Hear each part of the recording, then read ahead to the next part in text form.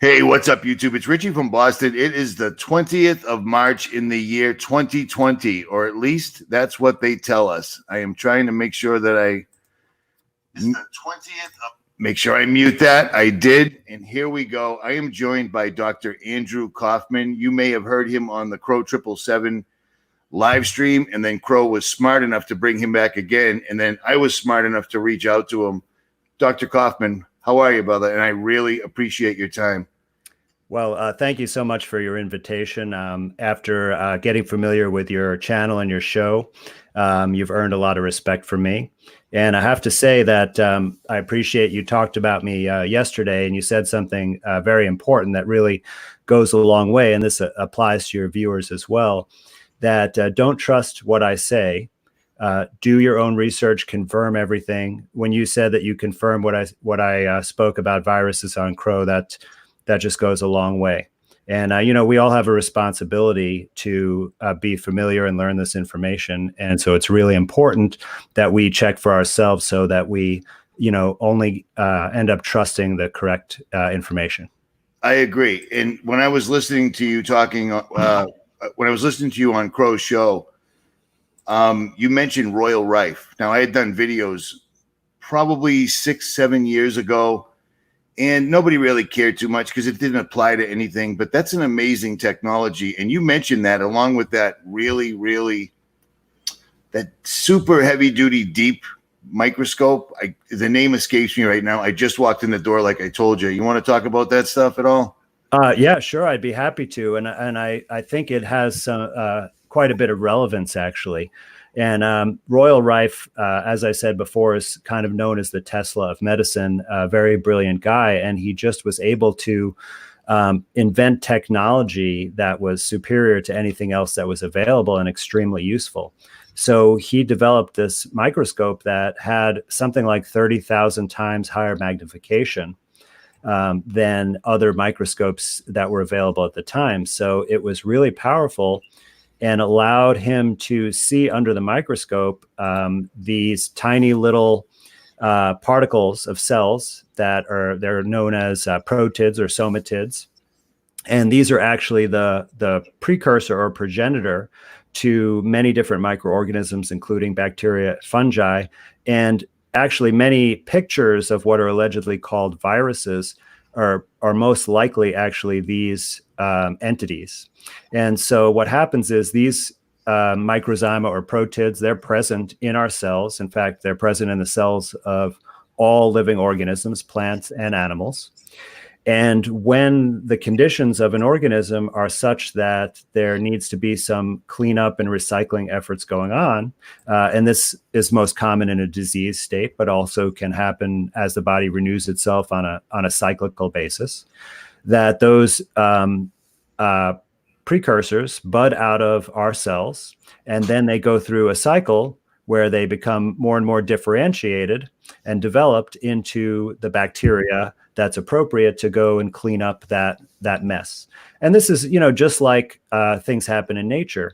We're all familiar with this when there's a dead animal or a dead plant on the ground, that all these microorganisms come and take care of it. They turn it into, it's a basic nutrients and elements, and then it becomes part of the soil, the earth, and allows more life to grow. Same thing that happens when our bodies die. And there's no need for any outside bacteria because the bacteria is already in the organism to undergo this process. So Royal Rife was able to visualize these elements, the protids, budding out of the cells at a very high resolution, such that he could observe their behavior. And this microscope, different from the microscopes used in medicine today, which only allow you to visualize generally dead fixed tissue. So they basically harvest the tissue and then apply chemicals to it that like formaldehyde, and then dies. And so you can't observe any of the behavior of the cells or organisms through the microscope, but this was very distinct with Royal Rife. And so he noticed that these little protids vibrate at a certain frequency, right? And I think I didn't mention on the other show, but this is really related to one of the 7 hermetic principles of vibration, that all beings vibrate. and that there's constant motion, and this is a really important principle of life. And he observed this. And what he was able to do is, using some electronics, that he could measure the frequency of the vibration. And he postulated that the frequency actually represents the disease state. And so once he was able to determine the frequency for a given patient, and I want to remind you that that wouldn't be possible without the powerful microscope.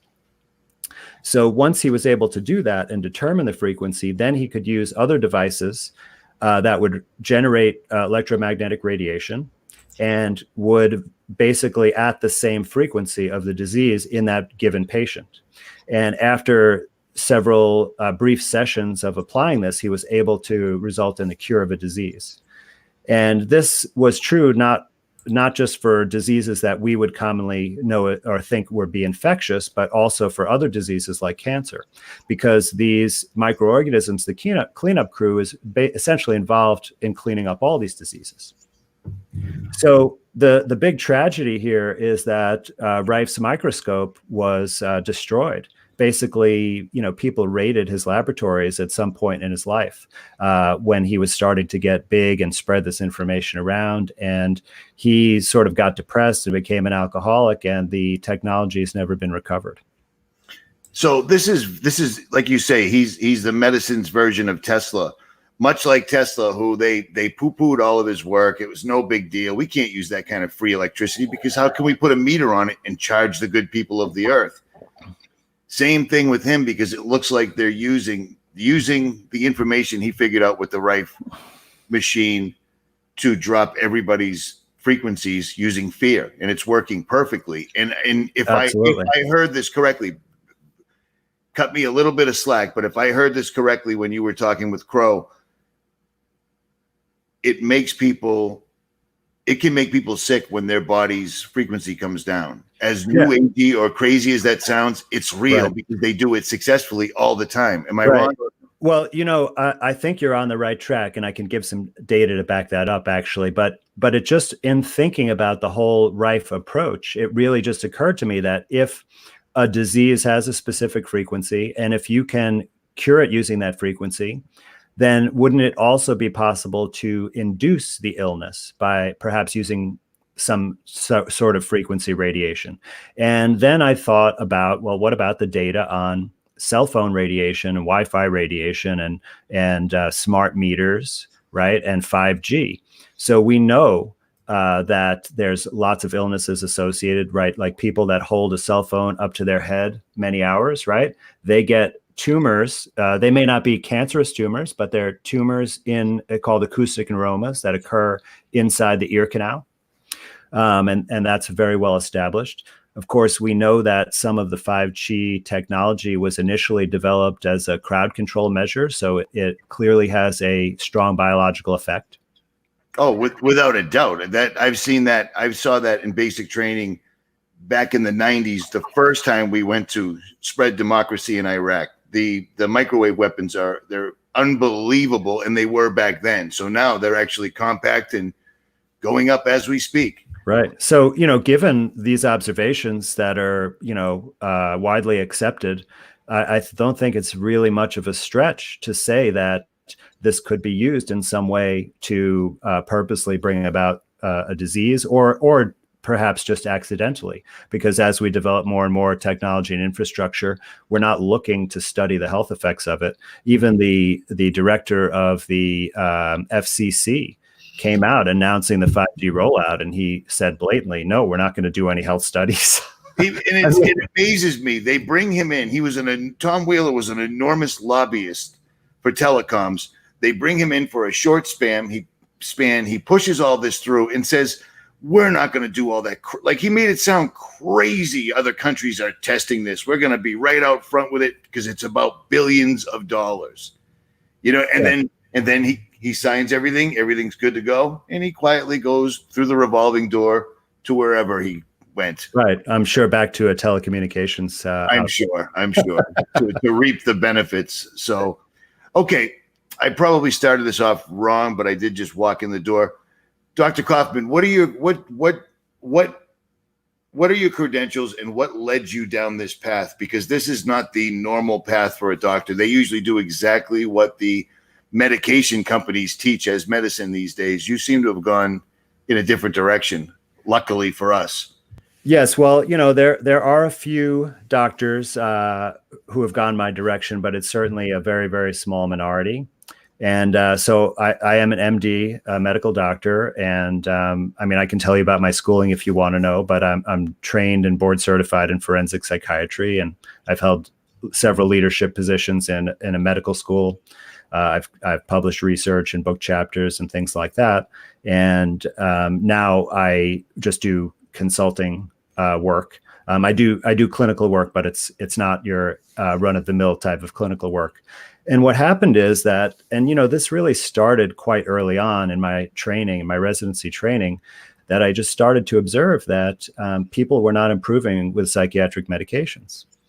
And as I started looking closer at the literature, especially there was this great article that came out during my third or fourth year of residency that a statistician had gotten through the Freedom of Information Act a bunch of data that was submitted to the FDA to get a drug approval for an antidepressant, but it was never published, right? Because they only publish studies that show something that makes the drug look favorable. The other studies are, hidden, and they have to submit some to the FDA, of course, and that's how they were gotten. And so what they did is they combined the published studies that people were familiar with the unpublished data in what, a bigger statistical analysis called a meta-analysis. And they found that there was basically no difference between the treatment group and the placebo group. And this really struck me because it fit with my observations that people were not getting better from with antidepressants, except perhaps for a mild time-limited placebo effect. And almost all these studies are very short-term studies. I mean, like 12 weeks would be considered a long study, 20 weeks like really long. And that's not really long enough to know what happens to people. So this got me just starting looking at things and paying closer attention over time, and made me much more conservative with my prescribing and try to learn more about psychotherapy and other things I could do to help people. But as I continued to work at virtually every clinical position, the main thing that I was expected to do was prescribe. And you could almost call some modern doctors as just a prescriber, because there's not much else that you do. And I think this is especially true in psychiatry because there's no standardized diagnosis, like there's no blood test or X-ray. So you could basically say that anyone has any problem. And someone might have a different opinion, but it's almost justifiable because there's so little systematic approach to it. So as I continued more and more, I just saw that these things weren't working. And then I started looking outside of psychiatry and realized that the same thing's going on. And I think separately from medicine, I had sort of an awakening process that, that's a whole story unto itself. But, I started looking into the climate change narrative first, and then many other things. And it was, that kind of cascade effect that everything kept falling down. And the truth was the opposite of what I thought it was. Isn't that crazy? It's quite a ride. And just before you continue, just for somebody like myself, it was mind-blowing. Almost got stuck in the house due to the depression, like everything's a lie. Someone with your credentials and the amount of studying that you've done, because I've looked at it, you're no joke. You're a serious dude. It must have blown your mind. It must have totally blown your mind. And then to see this unfolding where they're literally convincing people, don't go near your neighbor because you're going to get sick from him. And you're looking at that going, hey, that's not true at all. It's not true at all. Yes. And I think a lot of people think that I'm a bit loony because I'm not scared and I'm not promoting all of this kind of fear propaganda. But, even my neighbors, their children who are friends with my children, it's like they won't let their children come in my house. My children are not allowed in their house. One neighbor, they're supposed to stay 6 feet away from the other kids when they're playing outside. It's people have really bought into this and are really afraid. And it's very scary. that people go to these extremes because, you know, I mean, look out there. Have you seen people dropping dead and people sick? I saw an interview of a woman who survived the Spanish flu of 1918. And she was a child at the time, but she, of course, remembers an event like that. You know, about 50 million people died worldwide. And her memories were that there was no room in the cemeteries, that people had to bury their kin in their backyard. You know, crazy. That's crazy. That is nowhere in the world is anyone experiencing that at present. At all. And to be perfectly honest, I mean, like you said, you just found my channel not too long ago, but I've been on the road for 5 weeks, and I have been from Maine to Louisiana to Missouri to Massachusetts and back and back and back. And I have stopped and talked to every single truck driver, every single store owner, everybody. Nobody's sick. Everything's fine. The only time you think everything's in chaos is if you turn on the television and it's like, oh yeah. And you're not the only doctor coming forward. A couple have been on talk radio going, even in the epicenter, Wuhan, the death rate was only 1 out of 20,000. The death toll they're giving us now is I keep saying, medically speaking, it's a great year. From December 29th to March 20th right now, if we've got less than 6,000 dead, that's phenomenal. Because last year from the regular flu, it was already worse than this. So I heard your interview yesterday, and you had Dr. Kettner, and I really respected what he had to say because he's clearly a straight up medical guy and he believes in viruses and all that, right? But he is just an honest epidemiologist, and he's looking at the data objectively, and he's not got caught up in, you know, trying to be a public relations representative for the CDC like most doctors that are doing interviews. So what he said about the 1 in 20,000 deaths in Hubei province, so I extrapolated that to the human population just to give a comparative number, because I think that's a really, really important thing to look at these mortality numbers and keep things in perspective. So that's a great segue. And when I extrapolated that out, it would only yield 15,000 deaths in the United States. So in the 2017-18 flu season, which was a particularly bad one, there were 80,000 deaths from influenza. So I've been showing those numbers, Doc. I've been showing those numbers. It's their numbers, but I digress. Go ahead. So maybe this is a good time to put up that graphic, the one with all the pictures of the different plagues. Do you recall the anti-vaxxer infographic? Infographic. It's the infographic. Okay, here we go. And so if you scroll all the way to the bottom of that, look at those nasty viruses. I know. Well, these pictures look like koosh balls. Well, the bottom of the graphic, so go up a little bit. Up a little bit? Yeah. So we're just going to look at the pretty picture here. So right there. Okay. So if you go down just one more notch, you can see the source of the information right there in pale gray print next to where it says Visual Capitalist. And you can see that the information is from the CDC and the World Health Organization. So the numbers for COVID-19 is a real problem of how they are tabulating the data in terms of defining cases and deaths. And I can talk about that at length, but it will just accept their numbers for now, because I think most would agree that if anyone has accurate numbers, it's the CDC and the World Health Organization. So this is as of yesterday, or is this today, the 20th? Oh, I'm messing this up. No problem. There you go. No problem. So you can see that the total number of deaths from COVID-19 is 11.4 thousand. So 11,400. That's worldwide. Strange. Worldwide.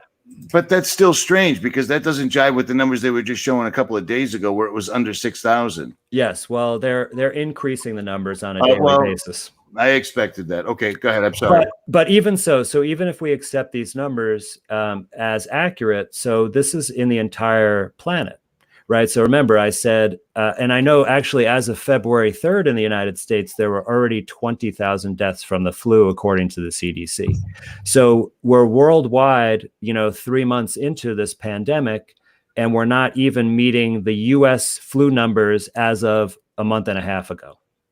Wow. Right. So to keep things in comparison. And then if you look a little bit above the COVID-19 on the chart, and right there. So some significant epidemics that people or pandemics that people might know about: the Hong Kong flu, right where your cursor is, and you can see the death toll from that It's was 1 million from 1 '68 million. to 1970. Yep. Right. And so I think there may be some viewers who actually remember that experience. And so it'd be interesting to find someone to compare what measures were taken at that time and what the general consensus was among the population in terms of fear about that. But there's somewhere on the near the bottom of the graph, there is I think the SARS right there. Yeah. Yep. Sorry, no, on the left side, the swine flu. Sorry, the swine flu, 2009 to 10. Now that's something we all remember, and there was absolutely no panic around that, like there is today. And you can see that there were, what is it, 200,000? 200,000, yes. 200,000 dead from that. So that's in recent memory, and there was no quarantine. There was no restriction of freedom. There was no mobilization of the military. There was no financial collapse that was related to that pandemic. And yet, looking at the raw numbers, it was a much, much bigger death toll than we're talking about currently. Indeed. And also with the swine flu, I don't know if you had heard this. I'm sure you have, but there was a law that was passed in Massachusetts, and apparently it was languishing in Congress. They couldn't get it through. And Yes. then suddenly swine flu popped up and it raced through. And that law is still on the books. It's 11 years old and it applies to right now. They can force vaccinate, force medicate. There's no liability for any healthcare worker or anybody that's approved to force vaccinate or medicate. No liability. They can enter your private property. They can force quarantine. It's everything they need for right now. And it appears they are ever so gently implementing it while people are still waiting to see what happens. Right. And this is based on a model draft legislation put out by the federal government. And it's all the provisions you mentioned sounds like they pretty much copied the draft legislation. So this comes from a very high up, is what I'm trying to say. But yeah, there are political opportunities. There's a similar bill in New York State that I haven't looked. I keep meaning to look what the current state, because it was stuck in committee a couple of months ago when they were ramping up the sort of forced vaccination, since they got rid of the religious exemption in New York based on the measles outbreak last spring that no one died from. But that's another story. Let me ask you, because it's not very often. And I do need you to clarify as easily in layman as you can about how viruses don't travel the way they're trying to claim. But what did you think when you saw, the mainstream measles, it's going to kill everyone. And YouTube and social media just lit up with that simple Brady Bunch. Yes. We all just thinking of that. You get measles, you move on. It's just no big deal. But these people, the Boston Globe, New York Times, Wall Street Journal, so forth, so on, blah, blah, blah. They're all pushing after this event is over. Social separation will be the new norm. Yeah. Well, I think that's one of the goals. No, it's definitely one of the goals. But in your medical opinion, somebody having a slight cold or flu, or what they're calling COVID-19, it can't pass the way they're talking about this, correct? Right. Absolutely. And so I think there's really two big parts to understand this. And one part is that, and I'm going to say that this is going to surprise people, but there's no conclusive evidence for any virus that it causes disease in humans. So I know that that's a hard pill to swallow. And because we've all observed what we think is contagion, that it would be very powerfully explained if there were some infectious agent that we, coughed and sneezed out and someone around us picked up. But the thing is that there's actually no evidence for that either. And I know it sounds confusing because you've observed it, but did you really observe it? Because did you take, the snot from someone's nose and put it in someone else's nose? Or did you just observe that, well, people tend to get sick at the same time? Right. So well, let me ask you, if you have a family of 4 people, when someone got sick, maybe 2 people got sick, maybe 3 people, but was it that everybody got sick every time? Because if it was so easy to transmit, wouldn't everybody get sick if they're in close proximity? So if you think about it carefully like that, you can see that the explanation is not quite perfect. But I want to bring up something that is going to give you some conclusive evidence about this. And then I also want to talk about possible mechanisms of contagion that could explain what we observe. But this comes from, so I heard a Dr. Tom Cowan, who's another physician that has gone outside of the mainstream health system, and he gave a nice talk, and he referenced this excellent book called The Invisible Rainbow. And this book is about the theory that actually these pandemic diseases may actually be caused by some kind of electricity or electromagnetism. Now, I haven't fully investigated that research, but I plan to. But there certainly is correlation in time that a lot of these pandemics were timed to occur right after or in at the same time as major electric infrastructure projects were introduced, such as the initial electric grid and radar and things like that. And of course, there's talk about 5G with this current outbreak, although I don't want to speculate. I don't think that that's necessarily what's going on.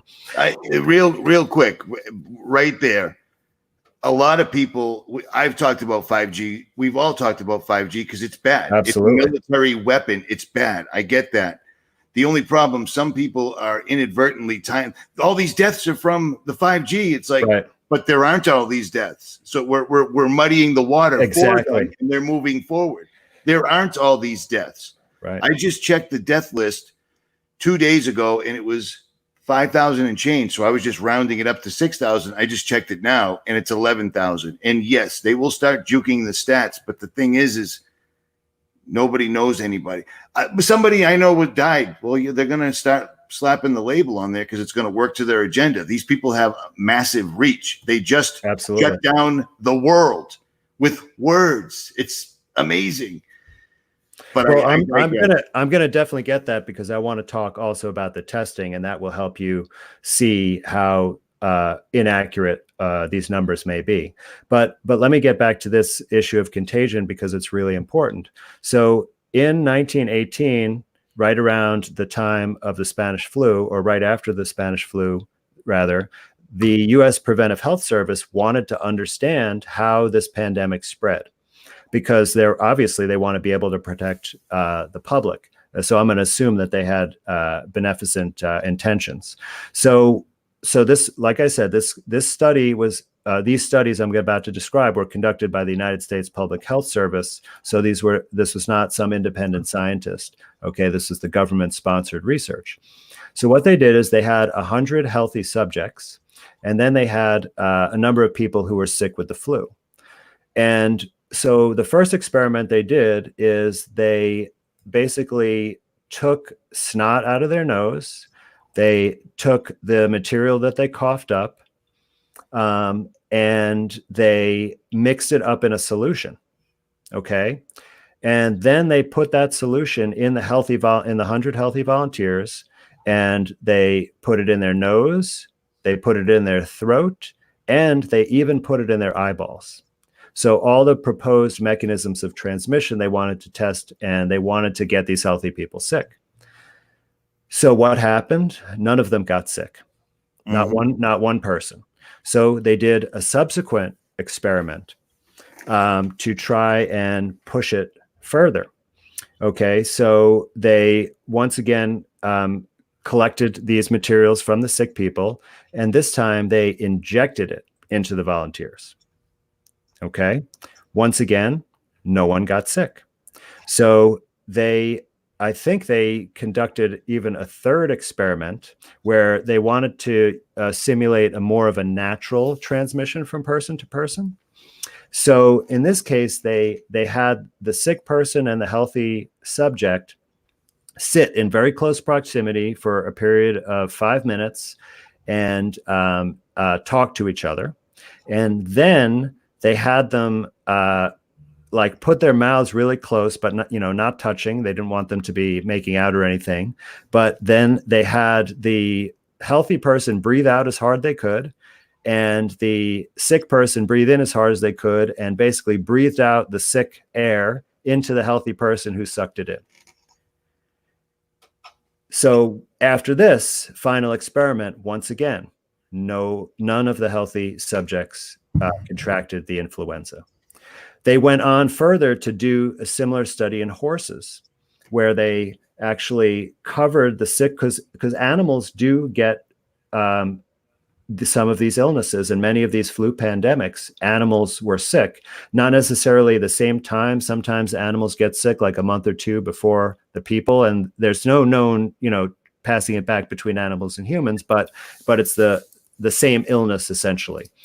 And so they put these bags over the horses' heads and had them sneeze and cough into the bags. So they're filled up with snot and, allegedly germs. And then they used those bags and put food in them for the healthy horses to eat. And once again, none of the healthy horses got sick.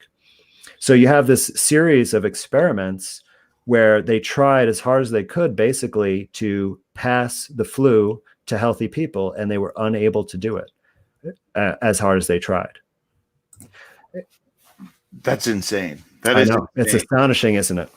I listened to a dissertation on a very similar, but I don't think the same test, and it was the same results.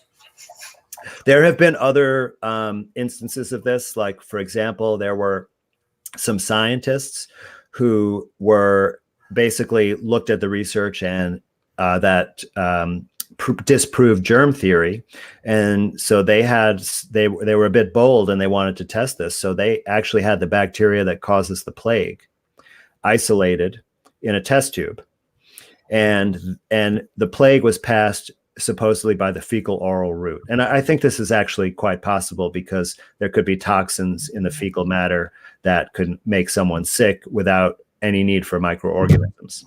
But they had the isolated plague bacteria. And so normally people would get it, they would touch something with feces, then touch their hand to their mouth and eat the infectious material.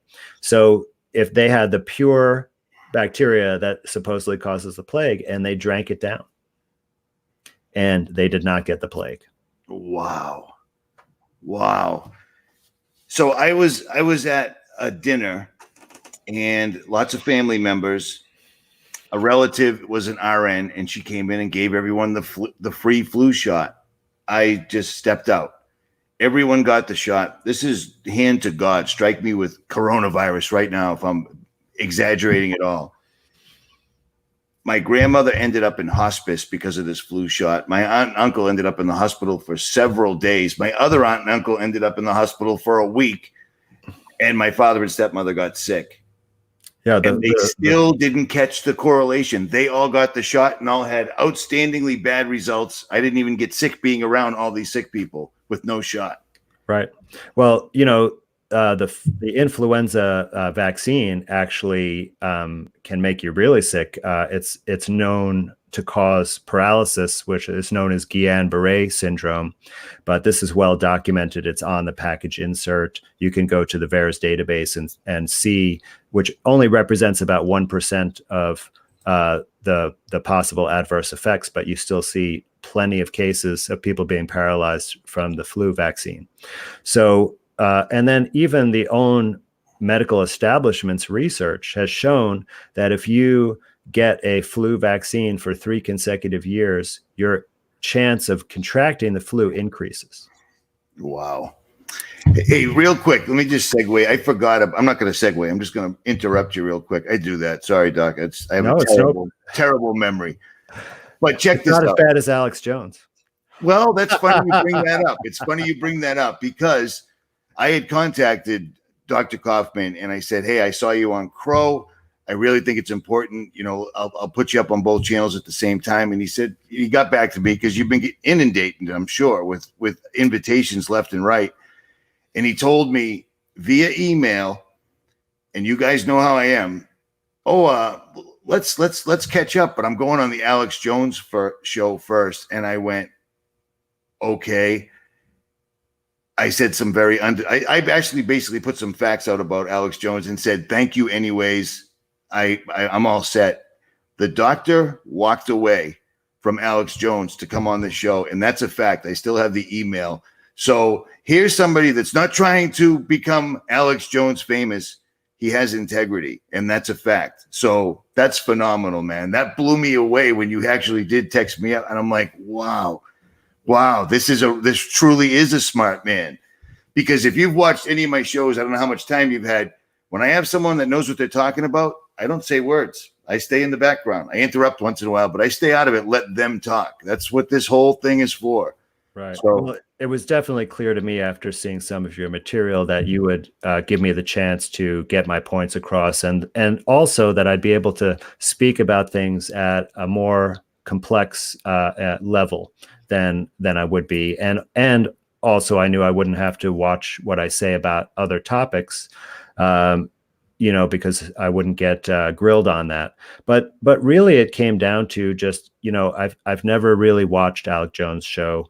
When I was first waking up, of course, I was exposed to his material because I think, he's a kind of an entry level, news person in a way that a lot of people can maybe get inspired and move on. But I really couldn't stand listening to his loud voice and his style. And last night when I was thinking about this and trying to prepare, I just had this really anxious, nervous, bad feeling in my gut that it just wasn't right and I shouldn't do it. And fortunately, I had the ability to listen to that. And I'm so glad I did, because I'm already really enjoying this experience. Sweet. I'm glad. Honestly, you made perfect sense. Like, isn't it important to get it out to the largest audience possible? With the amount of people in the chat right now that are going to share this video on their channels and their channels, this will get out just as well. And you don't have to worry about it being used against you or edited or whatever, because Alex Jones has been placed here since the beginning. He has Central Intelligence ties. It's just words out of his own mouth. And what he does is he points people in the wrong direction. Slightly askew, but enough so that when something like this happens, the people that were allegedly awoken are sitting back and listening to the mainstream. Right. He pushed Trump on everybody, which Donald Trump's a billionaire actor, really bad hair having dude who doesn't really care. You don't become a billionaire twice in America without destroying tens of thousands of people's lives. You just don't. It's how it works. That's why I'm not a billionaire. So absolutely. At any rate. Okay. So I've got five links that you sent. Is there anything specific you'd like to jump into? I've got COVID, history, recent advances, new scientist, and anti-vaxxer. And speaking of that, right before this whole thing happened, I don't know if you paid attention. You'd had to have seen it, being an MD. The anti-vaxxer, they were just going after anybody that your daughter got a shot, and then that day she changed forever. You're a conspiracy theorist. They were putting people's families whose lives were destroyed from bad shots out there. I had never seen such an anti-vaxxer push from the mainstream in my entire life. And then this is going to come with mandatory. There's no two ways about it. Yes, I agree with you. And I'm very concerned about that. And I'm working on a legal strategy to combat that, based on Cal Washington's approach from the In Power movement. And he's a brilliant legal mind. He was actually on Crow 777 also. And you can find some videos from the In Power group on Vimeo. They've been very successful using this approach for smart meters. And they plan to expand it to vaccines and 5G and basically any issue where a government policy infringes on our rights or requires compelled performance. That would be something that we don't want to agree to. We can use this strategy where we hold the people in government personally liable based on their constitutional oath. And so I'm investigating this, and definitely we'll talk more about it in the future. I hope you have the opportunity to do that, because I I don't know what you call him, co-host that joins me from Louisiana a couple of times a week. He knows the letter of the law like you read about. This is his thing, and he knows strategies like that. I just hope anybody gets a chance to implement it. But absolutely, more power to you. So if the creek don't rise and the good Lord's willing, and I can get you back and have Brandon on at the same time, you guys can talk about that, because this kid is it's amazing how much he knows about the law for someone that doesn't do it for a living. But the floor is yours, man. Yeah, well, that's definitely an area that I am studying vigorously. So if you would pull up the article that as 3 ways viruses have. Okay. And because I want to talk about viruses and what they really are and what real viruses are. And so this is an article from the University of California, San Francisco. Do you happen to know the name of it? Because I don't see 3 ways here. History and recent advances, coronavirus, the history of pandemics, anti-vaxxer, COVID-19. It's the title is 3-way viruses. Did I not send this one? Well, start, and I'll find it. 3-way viruses. Give me 1 second. Okay, and it's on ucsf.edu. UC SF. Yep, you got a .edu. Edu. Okay. And yeah, it's 3 ways viruses have changed science for the better. You found it? Great. Stand by, coming up right now. Here you go. Have at it. All right. So if you scroll down a little bit to the picture, okay, so you could stop right there. So I want to talk about real viruses that exist that have been characterized. So after germ theory came out, the scientists that were involved in that, there was one very important one named Robert Koch. And he's a German scientist. There's the Robert Koch Institute named after him that still exists in Germany, where they do study of biology. And he laid out the steps of how you can prove that a certain germ causes a certain disease. And the first step was that you can isolate the microbe from a sick person. And this is perhaps the most important step, because if you can't do this, you really can't prove that something causes a disease because you didn't find it in the sick person. So what you're seeing here, this image is the big semicircle in the bottom is actually the end of a bacterial cell. And those little balloon-like structures hanging off of it are what's called bacteriophages or phages. And they're essentially viruses that infect bacteria. Now, they don't necessarily destroy the bacteria. You can see them destroying some bacterial cells, but actually it's thought that overall for the population, they actually support the population. And there's some evidence that they may actually be a stasis form of the bacteria itself, and that they have been observed to differentiate into other bacteria. Okay, so a little bit different than what we're told about the viruses, that they're like parasites, that they go into a host cell and then they reproduce and then they explode it and destroy it. That's what they tell us in medical school and in college that viruses do. But this is not really what has been found in the research for bacteriophages. And so what they've been able to do is have a mixture of bacteria where they observe the phages and they spin that down in a centrifuge, and there's a small layer in there that has the purified phage particles. And then if you scroll down, perfect, right there, that picture, those are what the individual phage particles look like. So they're the same thing as those little balloons in the first picture, but they're blown up because they've been isolated and now imaged under the microscope separately in a pure form.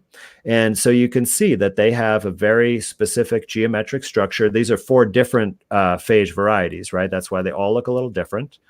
And that they have a characteristic structure where they have a head and then they have a tail, right? And then they may have other appendages there.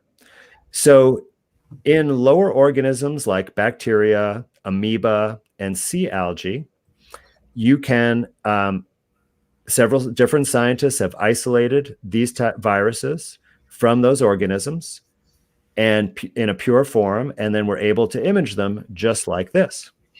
Okay, so so you can see this, you can see it's a real thing. You look at it, you can tell that it's a picture of a real thing. It's not an artist rendering. It's not created in a studio, right? And it's something by itself. It's the only thing on the slide. It's not contaminated, so you know that it's a distinct entity. Okay. Gotcha. So let's switch over now to tell you which one in a second. Take your time. Take your time. We're in no rush. So I think we could look at the one that's New Scientist. Got it. Coronavirus New Scientist. Yep. Stand by. Google took away our live streaming, so we have to use this new platform, and it's just a tad slower, but here you go. Okay. Okay, yeah, so that's the picture that I want to show you. So this is the supposed picture of coronavirus, and you could see that it does look like it's a picture from a real microscope, but those are not the normal colors, so it's been colorized to make a prettier picture, right? And you know, scientists do not do that in their papers. So this is something, you know, that's supposed to appeal and get more readership, and that's the purpose of it. So you could just kind of ignore the colors. So if you look at this cell, and I'm not sure exactly what kind of cells, but the caption just says that this is coronavirus. But these are most likely are some kind of human cell or some other mammalian type of cell. And then supposedly these little dots on the outside are the virus. Okay, so, and that looks a little bit like the picture that we saw with the bacteriophages, right? But here's what's missing. Where is the picture of the isolated virus particle? Because cells can have all kinds of things on their surface. They can have different receptors, right? They could be extruding proteins and cell fragments, and it could represent that. So there are a lot of things. There's not anything that would be specifically tell you that this is a distinct entity from the cell, or if it is, it doesn't tell you what it is, right? So because there's no pure form. Now, according to several articles in the media, there's a scientist in China that actually supposedly isolated the coronavirus 19. And now this is not published, okay? There's no scientific publication because supposedly this happened too recent for there to be a publication. Now, they're accelerating everything else, so it's a little bit hard to buy, but it's not published in a scientific journal. There are several news stories about it, and none of them have the picture. Okay, there's no picture of the isolated virus. So they say they isolated it, but they didn't describe the chemical characterization of the virus, like it has a protein shell and then a double RNA strand or whatever. They only really describe the genetic material. So let's now switch to one other picture of the coronavirus, one that is spread around much more. Like, every time you look up anything on YouTube or Facebook, or there's a post related to this pandemic, there's a little thing from the CDC, right? So this is the COVID-19 summary.png with the CDC logo. Oh, that's fancy. Yeah, so this is the picture that you see in all those little warnings from the CDC, and it's from their website. And you can see that this is completely made up. Absolutely. Right? I could have done better than that, Doc, literally. But it looks scary, doesn't it? I mean, look, the virus is represented in red. Red is the control color. You bet. Right? So this was carefully done for the purpose, because every time I see this on the screen, even, I get a little jolt. And I know it's not what it is, but I still am affected by it. Let me just jump in and give you some props real quick. Please. Did you guys just notice that the doc said, and red is the control color? That doesn't happen very often. If the doctors do know it, they ain't saying it. Dr. Kaufman just did, so that's badass. I didn't learn that as a doctor. You're dead nuts on it, man. That's from my Mark Passio days. Nice. So, the big question I have is, why are they putting up a fake picture? Why don't they just put the real picture? We all would like to see it, right? If it's a real thing. I mean, even after 9/11, they didn't put up an artist rendering. They put photographs, right? I mean, this is affecting everybody on the whole world on a Absolutely. personal level, period. So Absolutely. I mean, you know, what we all are walking around with a camera in our pockets that we have thousands of images at every time. I mean, we live in a world where everything is photographed, right? I mean, I've even heard Crow say something like his rule, right? That if it hasn't been photographed or videotaped, it doesn't exist. and he's not wrong. He's not wrong. I think it's a very clever test. So why are we seeing this fake picture? Where is the real picture? So, I mean, the answer is there is no real picture, but you really need to question this.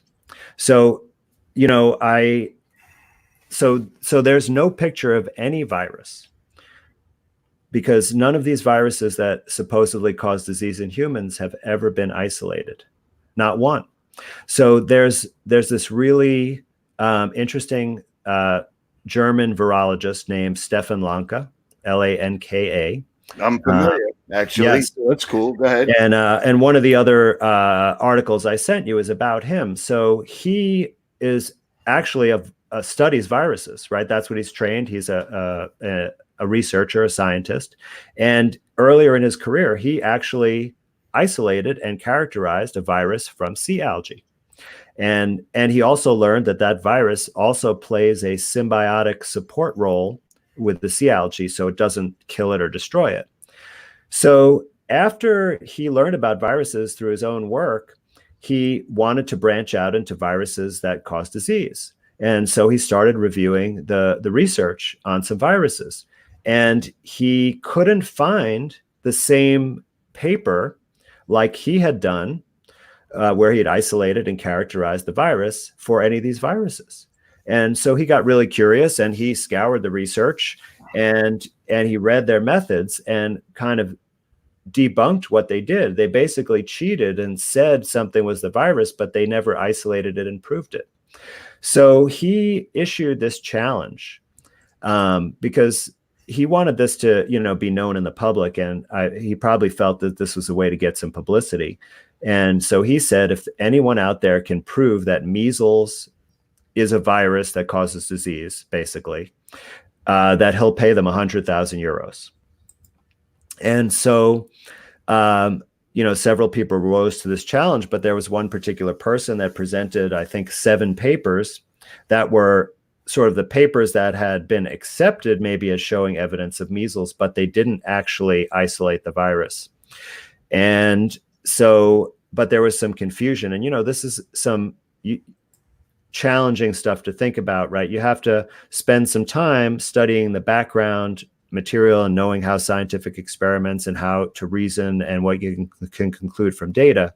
So it'd be very difficult for a court system, you know, to do this successfully. So what happened is that this person thought he proved it. Dr. Lanka said, you didn't prove it.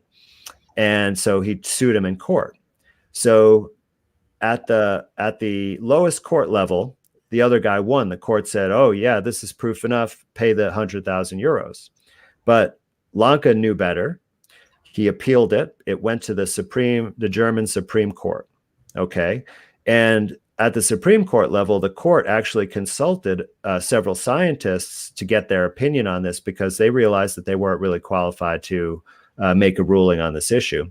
And so ironic, they actually got at least one scientist from the Robert Koch Institute, which was based on the germ theory, which this was basically arguing against. So it put these scientists in an awkward position that they had to, you know, consider coming to a conclusion that would go against their sort of namesake at their work.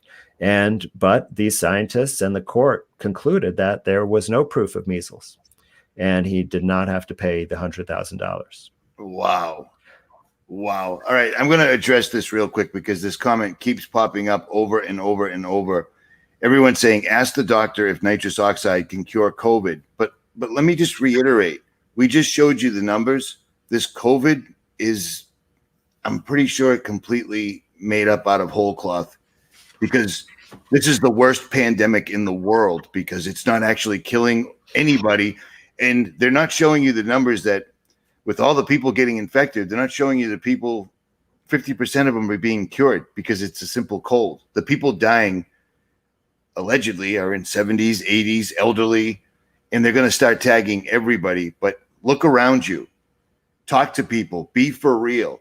I have over 500,000 people on here that love or hate me, and nobody sent me an email saying, Richie, you're completely wrong. I know people that they're sending me emails about everything else on the planet, on the earth, and not that. And I'm not seeing them anywhere. And as long as you're out and about, there is no coronavirus. You turn on the television and you're going to die. So, but I mean, what do you think of that? Yeah, well, nitrous oxide killing the virus. So, I mean, what I'm really saying is that there is no virus. That's what I'm agreeing with you on. If you step back and look at this objectively from a certain point of view, like think about the point of view, if you, let's say that you had a lot of resources at your disposal and you wanted to create a pandemic that would create fear in everyone, right? But it's really hard to create a biological weapon. I'm not even sure that they exist, to be honest with you. That's been stuck in my head for 2 days. I'm so glad you just brought it up because I was supposed to bring it up because I'm like, believe it or not, I know a lot of dudes that have been to war at every generation, the bullets, the flamethrowers, the bombs, etc. But I never, ever, ever heard one story. Every male in my family's been in every war in the 19th century or the 20th, 1900s and on. I never heard any stories about that. I think you might be right. I was just thinking that. So, but even if you think biological weapons, could be made, certainly you would agree that it would be difficult and expensive, right? So let's say we didn't have the money to do that, but we still wanted to create a pandemic. So a really convenient way to do this would be, well, one thing is let's just do it during cold and flu season because we know there'll be lots of people sick, right? So what if we just create a test that is very non-specific, and it would basically test positive in many people who are sick with almost any illness. And when people have their normal seasonal illness, cold, flu, pneumonia, whatever you want to call it, I don't know that those things are really distinct from each other. To be honest, it could just be that one's more severe than the other and they're the same exact thing. But you just take those people, you give them this test, it's going to come back positive. And then you call that some scary name and you say that there's a pandemic and then you can put out all this projected numbers about how it's going to spread and kill so many people, but that you don't have to base any of that on actual facts or data. So it'd be really convenient. You could totally create a thing. Like, let's say this year, there's going to be, 55,000 cases of deaths from the flu, right? And that's pretty much what happened last year. Well, let's say we're gonna say there's only 40,000 deaths from the flu, and the 15,000 of it we're gonna say is from coronavirus, or whatever name we want to make up, right? It would be really, really convenient and easy to do this, and all of the data, if you trust it, it's still consistent with this explanation. It's amazing how this was all put in motion by words. Americans have really, really let me down, how they just ran and sheltered in place. And they're doing it perfectly. These people must be sitting back going, we weren't even juking the stats. We weren't even saying millions are infected, hundreds of thousands. 4,500 people are dying. We're in a state of emergency, even though Massachusetts was one of the first states to go state of emergency. We didn't yet have a CDC confirmed case of COVID-19. Absolutely. And then we went national, and I was like, I'm hitting the road. And then I heard you on Crow. So big props to Crow 777. He's got your entire interview on crow777.com, I believe. He also ran some of it free on his YouTube channel, but most of you guys know Crow. Everyone's going to know Dr. Kaufman. And Dr. Kaufman, everyone's going to know you. They're not going to dig you doing this, brother. Just FYI, man. All my subscribers will be praying for you, for real. But just so you know. Let me speak to that a little bit, because I'll tell you that I hesitated for almost a year before speaking publicly about these issues and about real medicine and real truth in health. And so I had to carefully consider things. And I know that there are many other health practitioners, several of them MDs like Nicholas Gonzalez and Andrew Molden, who suddenly and unexpectedly died at quite a young age. And some of them, allegedly by suicide, like Anne Baroque, although her family said that she was thriving and doing great, no indication of her being depressed. And so I want to let your viewers know out there that I am very happy in my life, and I love my children, and I would never consider taking a turn to harm myself, and that I'm not reckless, and I'm in good health. I have no illness. And so if something should suddenly happen to me, please don't accept it as the truth. And if something were to happen to you just based on this hour that's just passed, I will never let it go. I don't do that. Ask David Crowley's family. I still talk about that to this day. So, well, I'm going to keep going as long as I have people out there who are willing to listen, because there's so much more important information that people need to know about how to take care of their health. And, I mean, in speaking about that, we're talking about these mortality numbers.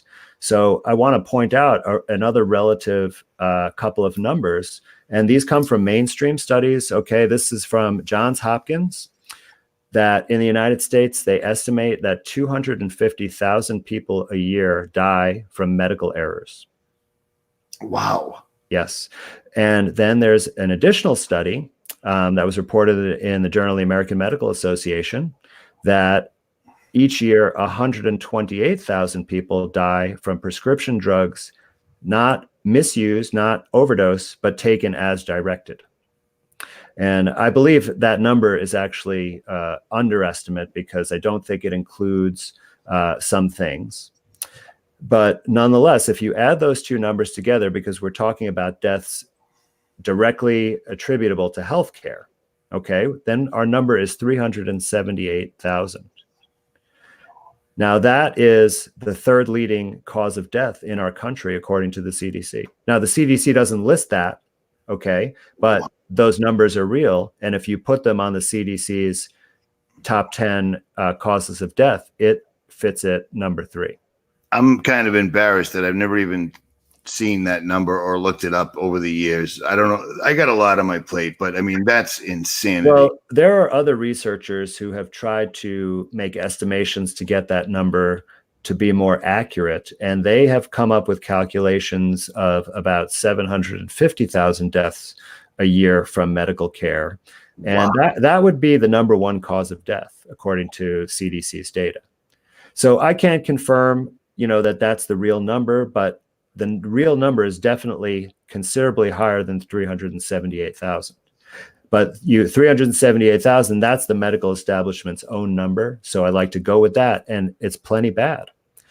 So why aren't people running away from the healthcare system when there's so many more deaths from that? And these studies, they're published in main newspapers. That it's not advertised, it's not plastered everywhere, but it's not hidden. It's easy to find. Yeah, but that's also like, we're Americans. Every single one of these things tells you straight up, don't keep it near you, don't put it to your head. But it's on all those words on that piece of paper. There's so many words. I just agree, and let me use my phone now. They've got us to the point. I mean, when the articles and the testing and all that stuff came out that said people have now surpassed goldfish in having the attention span of less than a goldfish, that was all by design. That was just years and years of soap operas and shows where it goes for 30 seconds, it goes to another scene. And now with all the social media, people don't seem to care, right? Man. And it's also fluoride. Oh, this doctor is the best.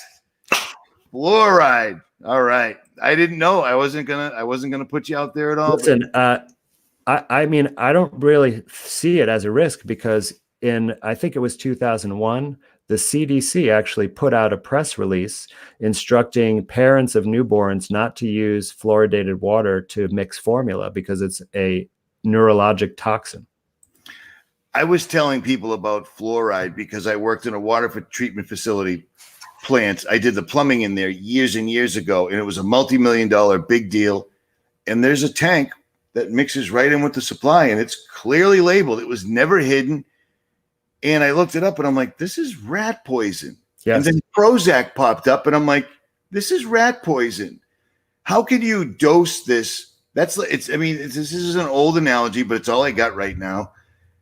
It's like drinking sunburn lotion and expecting it to work on your skin. I said that terribly. I apologize, Doc. It's been a long day. But I mean, how could you dose somebody that weighs 240 pounds and a newborn infant with fluoride that's in the water? And the effects are pretty clear, especially we're seeing it right now.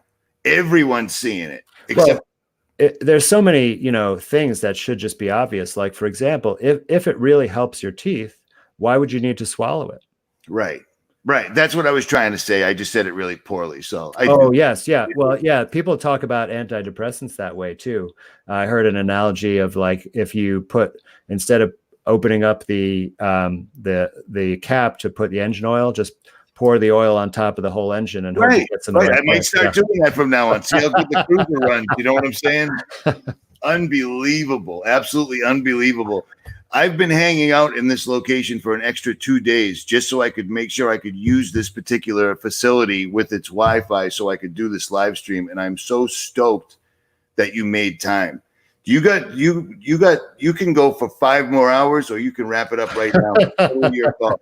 But long story short, for the goldfish in the audience, including myself, the social separation, keeping people apart, because this killer virus that, according to their numbers, isn't killing anybody really in the scheme of things. And it's not a virus because viruses don't work like that. Am I wrong or am I right? No, you're absolutely right. Wow. You said something about looking under the microscope, the dark microscope. What was it? Dark field microscopy. So when you saw the videos and pictures on the dark field what you just said, you said you could actually see specks of light in the cells. Absolutely. And that would tie to frequencies and everything else like you've been talking about. So this is there are several scientists that help develop the knowledge about this. And I'm not even sure what to call the science except microbiology. But yes, you can take a blood sample from either of us and put those living blood cells under a dark field microscope. And of course, it's not nearly as high resolution as the Rife microscope, but still you can visualize this. And now the specks of light has to do with the optical properties of the microscope. So it's not like they're radiating light. Although that does occur, they're called biophotons. That's sort of a separate topic. But yeah, they appear as little dots of light. And if the blood sample is from someone who is not healthy, then you'll actually see them budding out of the cell, and you'll see more mature forms of them as they're differentiating into, and they basically become the species of bacteria or fungi that we would recognize, like that any microbiologist would be able to do a gram stain on and say, this is Staphylococcus or this is Klebsiella, whatever, organism, but they all come from that source. And this has been well documented. So I've seen these protids go through this sort of cycle. And it's great to watch. And then you see them in a real sample, you see them just in different forms simultaneously. But if you see the more mature forms, you know that there's a disease state because that's what they're responding to. And so it can be very diagnostic. And there are many physicians that not classically trained physicians, but physicians maybe trained in German new medicine or other in terrain medicine that would normally do this as a diagnostic procedure.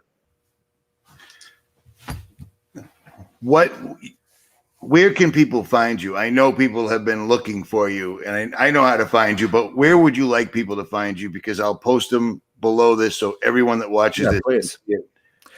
Well, I have a sort of fledgling YouTube channel of my own with a few episodes. I'm trying to put out some material every week, and my next show is going to be on detoxification. That's been requested by a lot of people, and it's a very good topic. So I will do that in some detail, maybe on Monday. But the name of the channel the show is called Medicamentum Authentica. Oh, you're killing me. How do I spell all that? Yeah, well, it's the Latin for authentic medicine. I got you. You know what? Send me the link and I'll post it in the description below this video on both channels so you can find him. I What else? definitely will. And then people can actually reach out to me by email with questions, topic suggestions, or if they're interested in consultation. And that is Dr. Andy Kaufman at protonmail.com, DrandyKaufman at ProtonMail. And that will be pinned in the comments for the goldfish.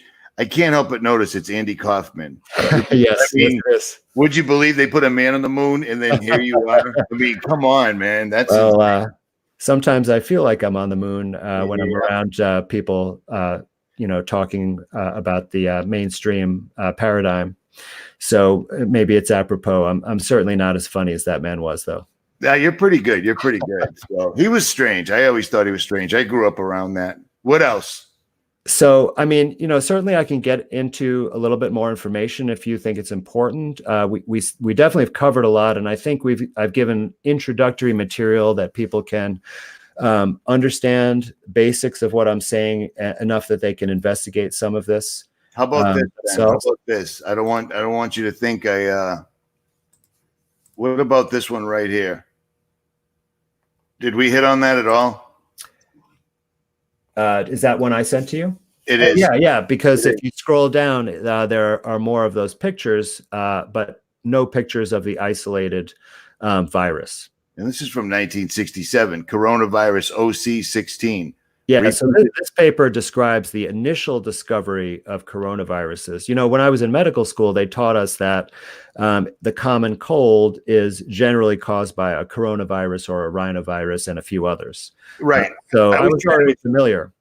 I was trying to explain to people that the coronavirus is the prefix to pretty much any disease. I mean, any cold and flu disease like this. So coronavirus, the word itself's been around for a long time, like this picture shows, correct? Or am I wrong? Yes, absolutely. And they observed something on some of these microscopes that look like a halo, and they called it a crown. It's the imagination of a scientist. But those pictures were not of the purified virus. They were of some kind of particles mixed with cells, with human cells or animal cells. The typical kind of thing you see in these papers. Unbelievable. You said if you've got anything else that you think we should be sharing right now, have at it, brother. I think it's important to talk a little bit about the test. Because some people may be required or encouraged or think it's a good idea to get tested. And so I want to kind of give a little bit of a warning that if you do get tested, if you're positive, then they are going to have the ability to control what goes on with you completely, including probably incarcerate you in some way. Without a doubt. It's only a swab though, right? Because every medical pro I've talked to said it's a swab. Is that right? Yeah, it's a swab, and they can swab a bunch of different places on your body. There, the initial protocol was to swab, every opening on your body virtually. I don't think they could practically do that. But here's the thing: what they're testing for is a genetic sequence. Okay, so I think now that they don't really describe in detail exactly how they developed the test, right? So I can't know for sure. But if you look at how Bob Gallo developed the HIV test, it will give you an idea of how this kind of test might be developed. So what he did was he took some cells that were the type of cells that were supposedly affected in AIDS, and he mixed them with a bunch of toxic chemicals, basically oxidizing agents. So it put oxidative stress. This is why people take antioxidants, right? Because they want to combat that process, the sort of chain reaction of free radicals. And so in this case, he purposely added it to the cells to put stress on them. Then he added hydrocortisone, which affects transcription of DNA in the cells, and basically made the cells really sick to the point that they started extruding bits of material to try and purge the toxicity out of the cells. Okay, so this exposed proteins and DNA that came out of these cells. And then they simply found an antibody that bound these extruded proteins and said that antibody was specific for HIV. except HIV had not been isolated or identified. It never has been, and it certainly wasn't at that time. So they were essentially measuring cellular destruction. And so many disease processes that cause this type of cellular destruction would show up as a positive HIV test. And subsequently, there's been over 50 different conditions, including pregnancy, that gives a false positive HIV test. Wow. So the test for COVID-19 is developed in a very, very similar way. It's against some small piece of DNA that's said to be specific for the coronavirus. But this, I once again go back to HIV, because I think many of your viewers will know that HIV is characterized as a retrovirus, which kind of means it goes backwards. And what that means is that the virus doesn't have normally, the way that we make proteins is we have DNA, which encodes the sequence. The DNA makes RNA, and then the RNA binds the ribosomes that carry the amino acids that build the protein. So it's the RNA really that makes the protein. Now, a retrovirus supposedly only has RNA, no DNA. So in order to make proteins, it uses the host cell's material, but it has the special enzyme reverse transcriptase, which can make DNA from RNA. Normally, it's DNA to RNA to protein, so this is kind of backwards. That's why they call it a retrovirus. So reverse transcriptase, like backwards transcriptase, makes DNA from RNA. So at the time, it was stated that this is a unique protein to retroviruses. And I believe they even had a genetic test based on the sequence that codes reverse transcriptase. Okay, and this was, I think, the initial HIV PCR test. I may be wrong about that, and someone please correct me, but I'm pretty sure that that's the case. You might have to drop that down a couple of levels. Okay. Let me see if I can translate what I think I just heard. Please.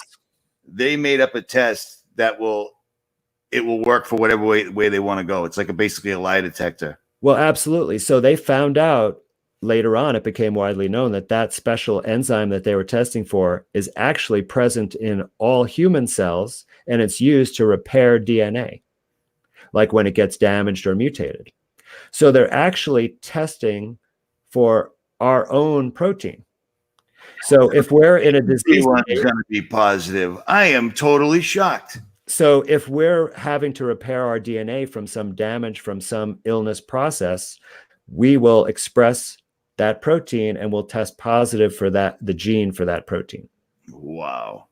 And so I think it's probably almost the exact same thing with this test. So I'll give a simple analogy that your viewers can understand about this. So Rich, let's say that we wanted to make a test that would identify you out of a crowd. Okay, like let's say at a crowded mall. Obviously, we can't do that now, although we should be able to. So, but we're not going to measure you directly. Instead, we're going to find a marker for you. Okay, so that could be like a genetic sequence. It's not the actual virus. It's a marker of the virus, right? A shadow. So we're going to use as a marker for you a baseball cap, right? So since you're from Boston, we'll give you a Red Sox cap.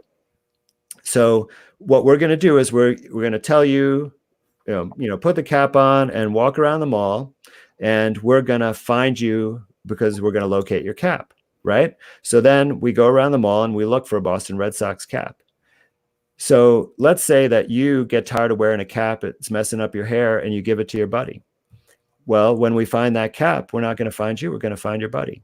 Let's say that there's another Red Sox fan at the mall, and we find their cap. Then we're going to find them. We're not going to find you. So if anyone else is wearing a cap, or you give that cap to anyone else, the test is going to be false positive. And this is what we're doing with the COVID-19 test. If you happen to have that cap in your blood, and it'd be much more likely to occur if you're sick in any way from, almost any type of illness, that cap will be there and the test will be positive. But it'll be completely. I knew that was going to be the answer, and I'm at any rate. Go ahead. My bad. So it's not just this test that's like that, but in fact, every antibody test, so like the test for Lyme disease, for example, is exactly like this. It's not testing the presence of the Lyme bacteria, only the cap that it may or may not be wearing. Do you have, this is just out of right field real quick, but several dozen people have asked, 23andMe, you know, they're developing this big database and stuff. I mean, there's no doubts about they love tricking people into paying for things that work against them. And I think this is just another one of them. You have any thoughts on it? I mean, if you don't, it's no biggie, your call. No, I agree. I think they are developing a genomic database of everyone. And, I mean, gosh, what was that movie with Ethan Hawke, that futuristic movie where he had to use someone else's blood? Yeah, Gattaca. How did I know that? That's awesome. I love when I get an answer right once in a while, especially when I'm talking to a doctor. It makes me look shorter, taller, whatever. I'm tired. It's been a long 5 weeks. I went home to Boston for 8 hours and turned around because as soon as I got there, they went national emergency. I'm like, I'm out of here. They're going to drop a net on Massachusetts. Wow. Yeah, I think you're much safer outside of a big city. Yeah, well, it's not even that. I just didn't know how far they were going to go with it right away. Like state of emergency. Well, there's nothing wrong yet. Doesn't matter. Never too early for a state of emergency. Yeah, I got to go. So I'm glad that I did. What else you got here? Well, I mean, to piggyback on the inaccuracy of the test, all of these numbers that they're collecting, I mean the real numbers, not the projections of the future, because, who knows what that's based on, right? But it's definitely whatever prediction is out there, it's very, very scary. So just the actual numbers. So if you say there's a death from this pandemic, how do you really know? There's not been a systematic protocol for recording this. And of course, this is happening in different countries and in different parts of different countries with different personnel, right? So, but there's no one doing a forensic analysis. If let's say that you get an illness and maybe you test positive for the coronavirus, right? But you could still die of something else. You could have the coronavirus and have a stroke and die. So does that get recorded as a stroke causing death, or does that get recorded as coronavirus causing death? I'm going to get coronavirus. Well, I think most likely. Because the pressure that's been put on the entire medical industry, it's already coming out where doctors can find a platform to say so. They don't seem to see the forest for the trees yet like you do, but I was told by a woman I know, I talked to you from Boston, Mass General, and she said the numbers are going to change over. This is about 5 days ago, to the people that have been CDC, like you have the coronavirus, we just proved it, to you probably do, but we're putting you on the stat list. So the stats are going to start going up. And as I can see, they are. Yeah. I mean, how there's a million ways that you could sort of fudge the numbers or just have a lot of error. Like it doesn't have to be intentional. You just put people out there to collect the data and don't give them specific enough instructions. I mean, when I've actually conducted social science and medical research before, I realized there's a lot of complexity. You got to think through every little detail if you want your results to be accurate. And if you just kind of go out there haphazardly and start collecting information, it's going to be fraught with error, and it just leads you further astray. In this case, it works though, because even if it's unintentional, it serves the greater purpose of inciting more fear and exaggerating the risks. I agree. I totally agree. All right. We covered pretty much everything. You got anything else? You've got time. I'm in no rush. Well, it's your call, man. I think I've got a lot of good stuff out tonight, and sometimes you've said enough, but I would certainly be willing to come back and talk more as things develop, if that would be acceptable to you. If we can, without a doubt, I'd like to line you up with my, I guess, co-host or whatever, Brandon, and you could talk about that legal remedy that you're thinking of, because he's actually gone the same route. I don't know if it's going to come to fruition, but we got to leave everything on the table right now, because they're pointing all their guns at us right now. They're not messing around. They shut down the world with words and didn't even juke the stats. Right. Well, I'll tell you that, mind-boggling. I'm not worried about getting sick, but I am worried about the consequences of this martial law, then the financial collapse. That's what I'm talking about. That's all I've been talking about. So what I'm trying to do is, I'm trying to maintain my energy, but not panic. and I'm trying to think of what I can do to prepare to protect myself and my family from any possible adverse outcomes. And I would encourage everyone to do the same thing in a calm, rational way. How can you protect yourself from financial loss? Like, there's likely to be bad inflation, and the stock market is obviously going down. So can you get out of that? Can you put your assets into something with true value, like precious metals? How do you protect your business and your income? How do you protect your domicile? From both financial, and then, if it gets to a stage of desperation, could there be looting and things like that? So I'm just trying to think it all out without getting, overly paranoid about anything, but just, be cautiously prepared. I'm definitely enjoying the extra time with my children since they're not in school. That's nice. Believe it or not, I'm not a dad, but I'm so happy to hear that. That's awesome. That's awesome. And, so I'm trying to make the best of it. I actually have several brave friends from out of state who came to celebrate the equinox with me this weekend, and they were brave enough not to stay at home. They drove across state lines and came here, and we're having a nice St. Patrick's Day dinner tonight. So you have to keep some normalcy. And, we're all tempted to also, veg out and just, hang out and watch YouTube and Netflix and eat junk food. And, some of that, of course, is totally fine. But, make sure, to still spend your time doing some productive activities, get outside, get fresh air, live normal life, shake people's hands, give people hugs. And eat a lot of fruit, because like you were just saying, everyone's chilling, making the best of it. This will fix itself. So Trump will come on television and everything will be fixed. He'll send us all $1,000 and everything's going to be great. Well, in the interim, don't sit around smoking weed or doing any other crazy stuff and just eating processed food. I've been eating a lot of fruit on the road, and I've spent every minute I possibly can outside, which makes texting me very difficult, especially. No, I totally agree. Like, get as much fresh produce as you can. We don't know how long it's going to be readily available, and that's where you get the good nutrition from. Save the canned and frozen foods for later if we. Yep, I agree. Doc, it has been phenomenal. Totally phenomenal. I really appreciate it. You're going to now be hit up by a bunch of subscribers, and you're going to be amazed at who else follows this channel. It's all people in the same orbit as yourself, we'll call it. How's that? Well, it's so awesome. There's going to be a lot of people offering to help you out, so that's not a problem. Well, it's really rewarding, and I so much appreciate to become part of this community and connect with people, and be able to contribute my part. So thank you to everyone. You've done that and more. How's that? So, all right, guys, it is Richie from Boston and Dr. Andrew Kaufman. All the links will be pinned in the description. Anybody with a YouTube channel, anybody with any social platform, take this video completely. You have my permission and the doc's, and run with it. Get this information out there, or don't. We are out.